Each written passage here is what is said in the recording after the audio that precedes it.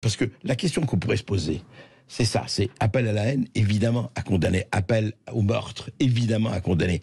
Mais est-ce que le fait, et vous l'avez dit, qu'on ait éliminé la justice, ce qu'on appelle la justice officielle de ça, allez, mais très bien, mais on la remplace par qui?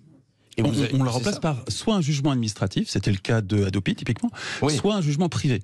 Ce qui n'est pas beaucoup mieux, et ce qui de toute façon n'a pas grand-chose à voir avec la justice au sens de la démocratie, c'est-à-dire un débat contradictoire, les droits de l'accusé et tout ça. Tout ça a totalement disparu pour des raisons d'optimisation et d'efficacité. On ne peut pas imaginer un instant, avec typiquement l'appel à la haine, avoir un débat contradictoire avec des avocats qui se constituent par... Ça n'est pas envisageable vu la quantité d'infractions. Non, mais c'est juste, c'est juste le problème, c'est... En fait, c'est qui décide de ce qu'est la haine. Et où on met le curseur. Et on a tous vu qu'il y a de la bonne haine, de la mauvaise haine, de la haine qui est totalement tolérable et de la haine qui est parfaitement intolérable.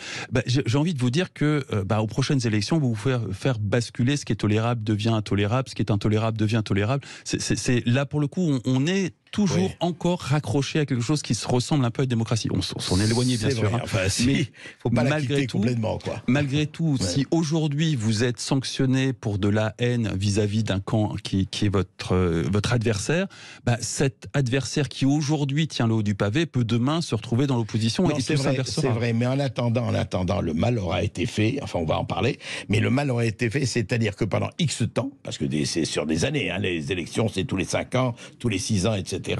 Pendant quelques temps, effectivement, ce que dit Chantal et ce que disait Claude, c'est que oui, mais on va pas pouvoir parler. Vous savez. Oui, mais c'est déjà le cas.